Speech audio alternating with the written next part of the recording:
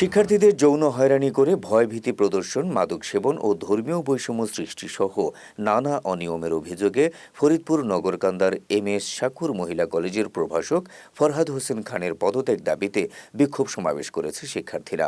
বুধবার সকালে নগরকান্দা উপজেলা নির্বাহী কর্মকর্তা ও কলেজটির সভাপতি কাফি বিন কবিরের কাছে গণস্বাক্ষরিত একটি লিখিত অভিযোগ জমা দেন শিক্ষার্থীরা। এ সময় শিক্ষার্থীরা এমএ শাকুর মহিলা কলেজের প্রভাষক ফরহাদ হোসেন খান তাদের সঙ্গে বিভিন্ন সময় অশালীন ভাষায় কথাবার্তা, খারাপ আচরণ, শিক্ষার্থীদের ভয়ভীতি প্রদর্শন সহ নানা অপকর্মের কথা তুলে ধরেন। এ সময় তারা প্রভাষক ফরহাদ খানের পদত্যাগের এক দফা দাবি তুলে ধরেন। তবে সামাজিকভাবে সম্মানহানি ও হয়রানির জন্যই এসব অভিযোগ আনা হয়েছে বলে মন্তব্য করেছেন অভিযুক্ত শিক্ষক ফরহাদ হোসেন খান। শীঘ্রই একটি তদন্ত কমিটি গঠন করে প্রয়োজনীয় ব্যবস্থা গ্রহণ করা হবে বলে জানিয়েছেন নগরকান্দা উপজেলা নির্বাহী কর্মকর্তা ও প্রতিষ্ঠানটির সভাপতি কাফি বিন কবির।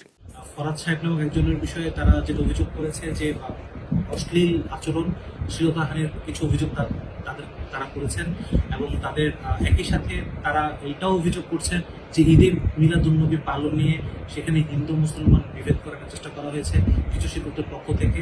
তারা বেশ কয়েক ধরনের অভিযোগ নিয়ে আমাদের কাছে এসছেন। আমি তাদেরকে বলেছি যথাযথভাবে অভিযোগে জমা দিতে, তারা অভিযোগে জমা দিয়েছেন।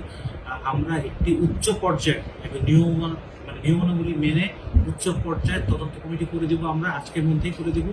সেই তদন্ত কমিটি তদন্ত করে দেখবে যে বিষয়টি কি হয়েছে, তার প্রেক্ষিতে আমরা বলবো। তবে যে অভিযোগগুলো তারা আমাদেরকে করেছে, এখানে আপনি দেখতে পাচ্ছেন যে আমার মাধ্যমিক শিক্ষা অফিসার এখানে উপস্থিত।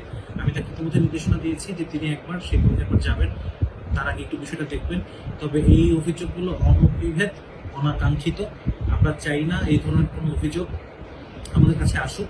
সত্য মিথ্যা আমরা অবশ্যই যাচাই করবো এবং সত্য যাই হোক না কেন সেটা আমরা খুঁজে বের করবো এবং দায়ী ব্যক্তি, দোষী ব্যক্তি যিনি হন না কেন, না হলে বেকুসুম খালাস পাবেন। আর যদি হয়ে থাকেন তাহলে বিধিবদ্ধভাবে তার বিরুদ্ধে ব্যবস্থা নেব।